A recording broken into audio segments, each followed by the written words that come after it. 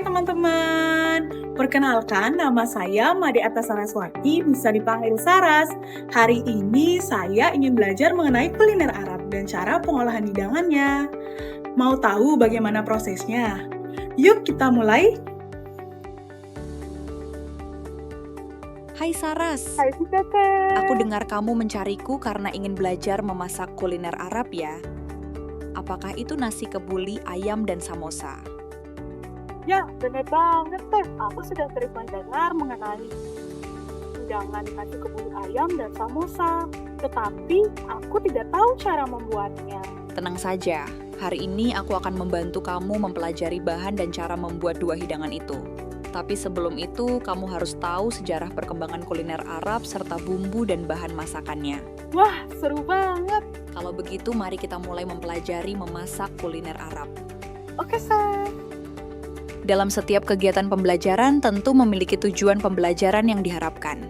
Kira-kira apa saja ya tujuan pembelajaran yang harus dicapai pada materi kuliner Arab ini?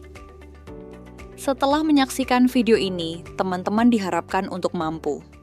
Pertama, mahasiswa diharapkan mampu mendeskripsikan sejarah perkembangan kuliner Arab dan mampu membuat hidangan Arab, yaitu nasi kebuli, ayam, dan samosa. Kedua, mahasiswa dapat mendeskripsikan bahan-bahan yang digunakan dalam pembuatan nasi kebuli ayam dan samosa.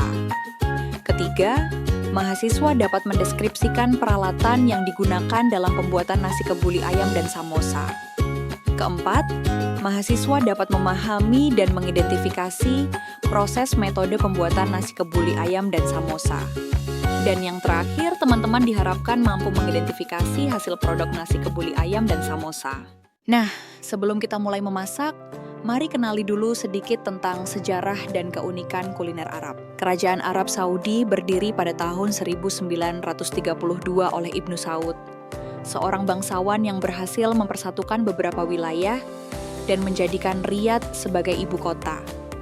Negara ini terkenal sebagai produsen dan pengekspor minyak terbesar di dunia, namun juga memiliki kekayaan budaya dan kuliner yang luar biasa. Kuliner Arab merupakan bagian penting dari sejarah dan identitas masyarakat Timur Tengah. Sejak zaman dahulu, masakan Arab telah dipengaruhi oleh perdagangan rempah, herba, dan bahan pangan dari berbagai wilayah.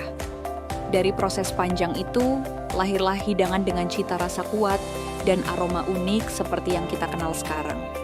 Rempah-rempah seperti kapulaga, jintan, kayu manis, dan cengkeh menjadi kunci utama kelezatan masakan Arab.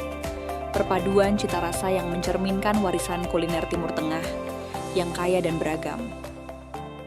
Nah, itulah sejarah kuliner Arab Saras. Selanjutnya, kamu harus tahu beberapa bumbu dan bahan masakan yang umum digunakan di Arab.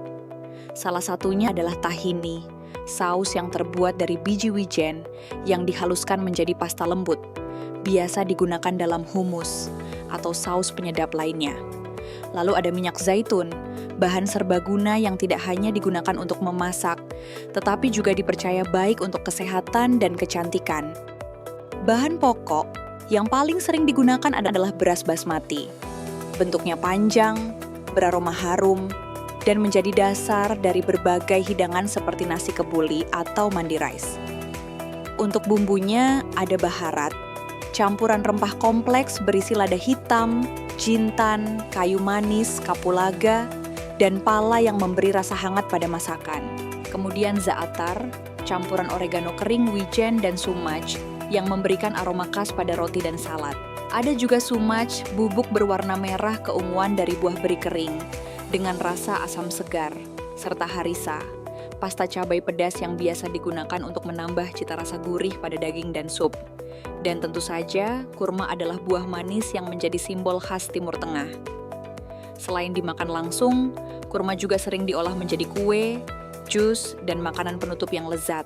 Nah, setelah kamu mengetahui beberapa bumbu dan bahan masakan yang umum digunakan di Arab, sekarang kita akan membuat hidangan nasi kebuli ayam terlebih dahulu. Bahan-bahan yang diperlukan untuk membuat nasi kebuli ayam terdiri dari bahan utama: 500 gram ayam, 500 gram beras basmati, rendam 1 jam, 1 buah bawang bombay, cincang, 3 sendok makan minyak samin, 3 sendok makan margarin, 1 batang kayu manis, 2 batang serai, 2 sendok makan kismis, 700 ml air, 200 ml susu UHT, secukupnya minyak goreng, secukupnya kerupuk melinjo, secukupnya garam, bahan yang dihaluskan.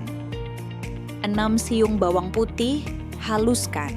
5 siung bawang merah, haluskan. 1 cm jahe, haluskan. 1 buah tomat, haluskan.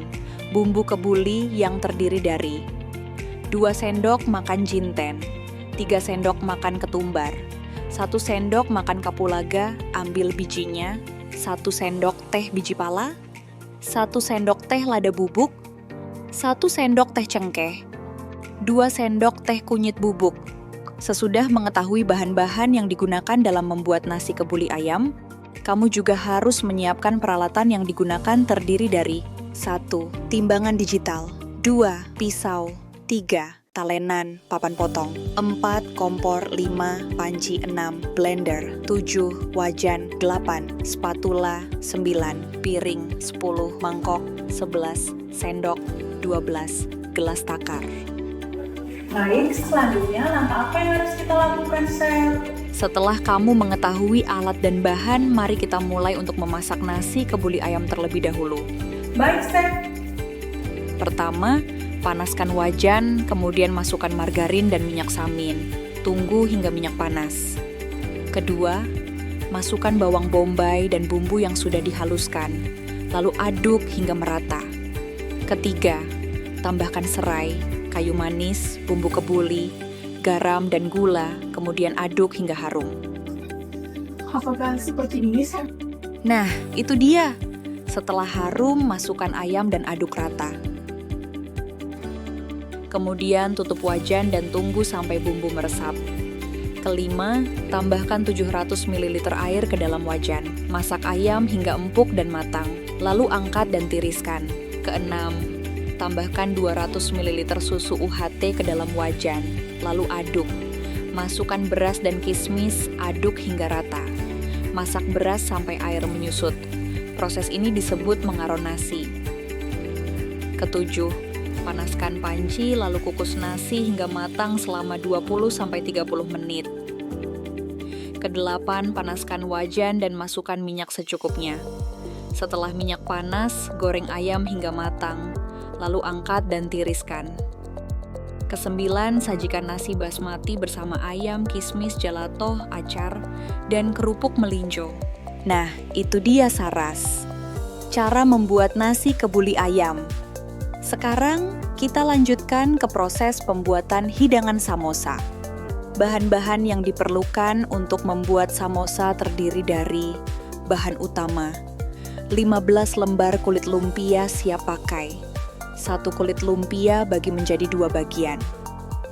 300 gram dada ayam giling, bisa diganti dengan daging sapi.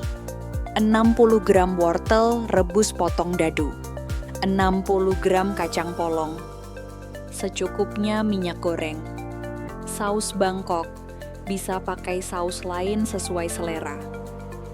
Bumbu isian, 2 siung bawang putih haluskan, 1 buah bawang bombay cincang, 1 helai daun bawang cincang, 2 buah cabai hijau besar cincang, 1 sendok teh bubuk kari, 1 sendok teh merica bubuk, 1 sendok teh kaldu bubuk, 2 sendok makan margarin, secukupnya garam, secukupnya gula pasir, bahan untuk lem samosa, 3 sendok makan tepung maizena, 4 sendok makan air untuk larutan maizena.